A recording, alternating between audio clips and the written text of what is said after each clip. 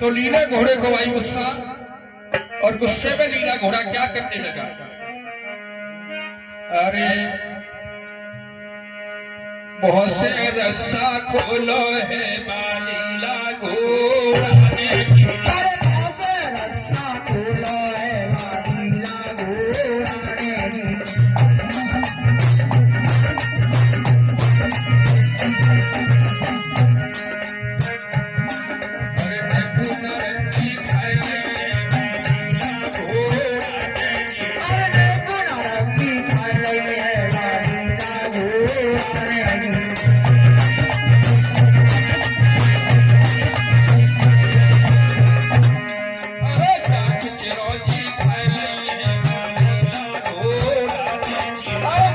चिरौटी खा लई है लीला घोड़ा ने जी।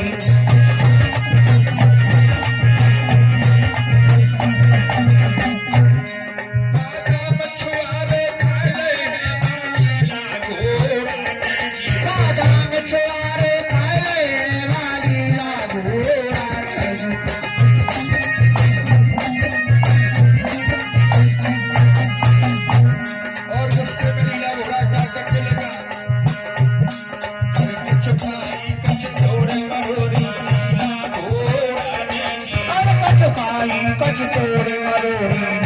घोड़ा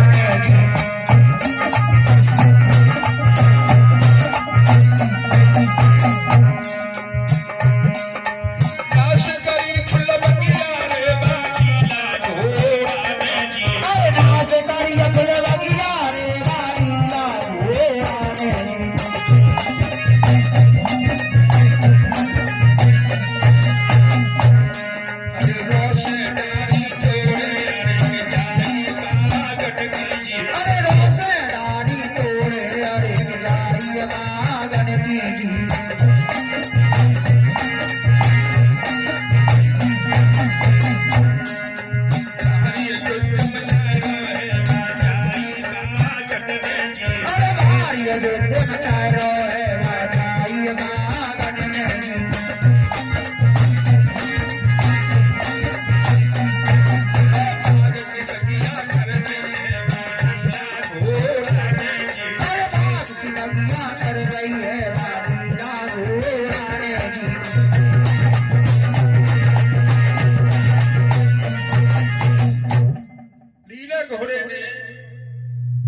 सत्यानाश कर दिया।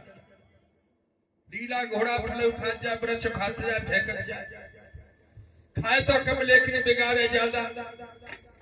मालिक ने देखा जी घोड़ा फल को फल खा रहा है, वृक्ष भी खाता जा रहा है। मालिक दौड़ी दौड़ी आई और लीले घोड़े से क्या कहने लगे, फुल बगिया मत तोड़े घोड़ा तेरी मालिक ने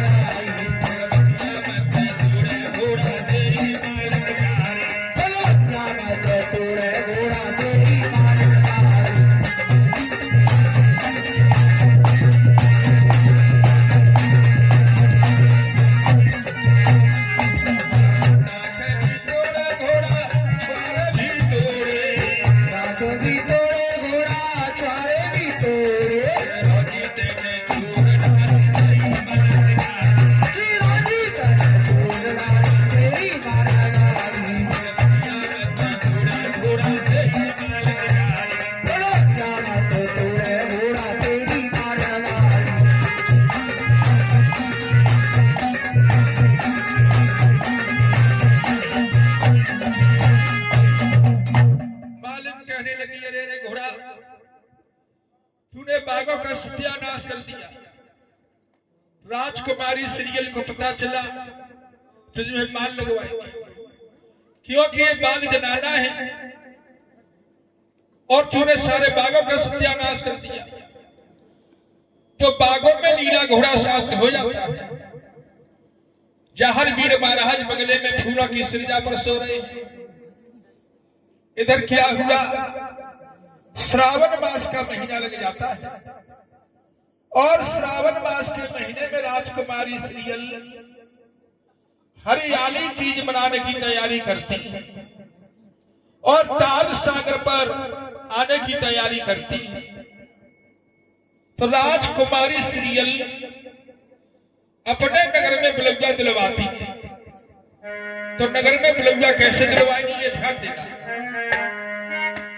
अरे तैयारी बुलौजा बहना तुम्हें जाएंगे, अरे तैयारी बुलौजा बहना तुम्हें जाएंगे,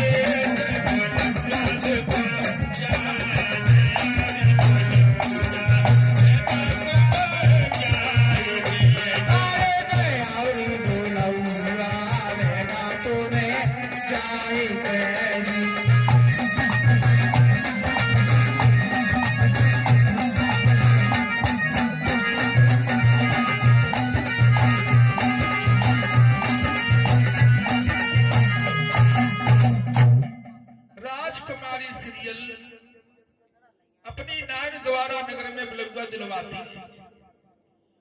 तो राजकुमारी सीरियल की 1400 सखियां महलों में एकत्रित हो जाती थी। तो राजकुमारी सीरियल और 1400 सखियां महलों में ताल सागर पर जाने की तैयारी करती हैं। तो कैसे तैयार होगी ये ध्यान देना कि घूम घाम घाघरो घुमाए के चली, हरी सी चुनरिया ओढ़ आड़ के चली, राजा संज्ञा की लली ताल नहाए बेचली, राजा संज्ञा की लली ताल नहाए बेचली, घूम घाम घाघरो घुमाए के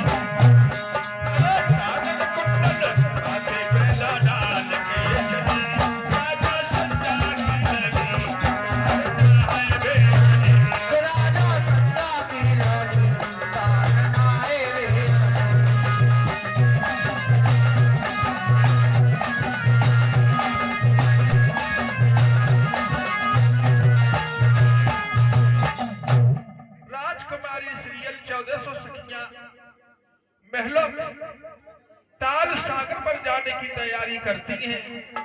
सावन को त्योहार हरियाली तीज मनाने की तैयारी करती हैं। तो राजकुमारी सीरियल 1400 सखियां तैयार होकर के कैसे जाएंगी, ये ध्यान देना।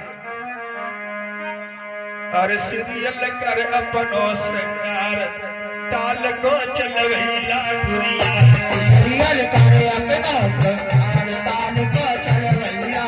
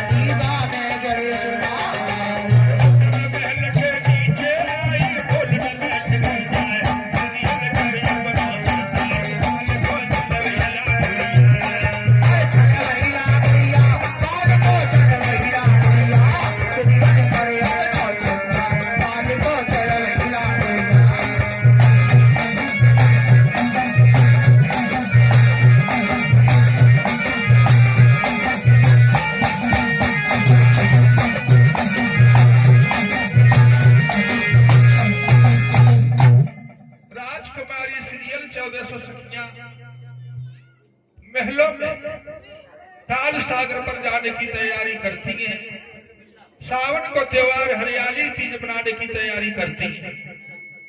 तो राजकुमारी सीरियल 1400 सखियां अपने अपने डोलों में बैठ करके आगे के लिए जाती हैं। तो कैसे जाएंगे, ये ध्यान देना। अरे 1400 डोला सज गए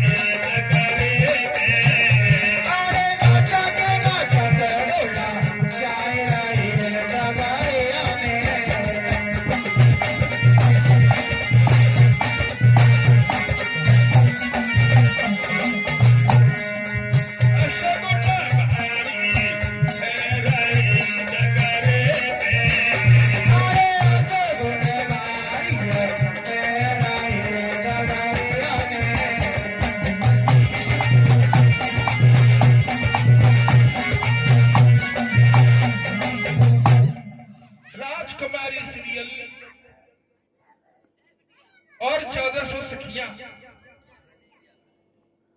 महलों में तैयार होकर के अपने अपने डोलों में बैठ करके रास्ते में जा रही है। तो रास्ते में राजकुमारी सीरियल के साथ असगुन होने लगे। तो क्या क्या असगुन होने लगे ये ध्यान देना। अरे कली है रानी दूजा श्याम, कलिया है रानी दूजा श्याम,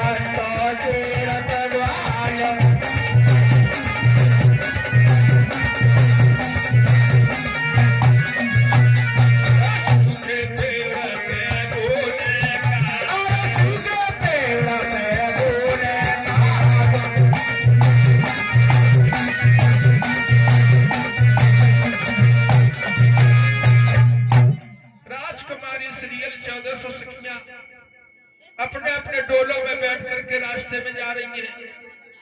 असगुन होने लगे। कली है दूजा श्याम, बामी में से करो नाग, बैसी चढ़ंता टेरत ग्वाल, सूखे पेड़ पे बोले काग।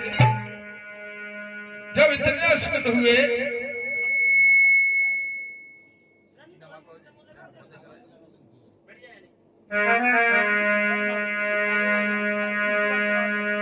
जब रास्ते में असगुन होने लगे तो एक सखी कहने लगी, बहन दगरे में असगुन हो रहे हैं, आगे के लिए ना जाओ। यदि तुम आगे के लिए गई तो कह खाए करुआ नाग बागन में, और कह परदेसी से प्रीत जुड़ेगी बगले में। क्या डोलन से बहना तुम करोगे? राजकुमारी सीरियल कहने लगी, नाग नसे तो नसे, प्रीत जुड़े तो से जुड़े, मैं ताल सागर नहाने के लिए जरूर जाऊंगा। तो राजकुमारी सीरियल असगुन नहीं बनाती।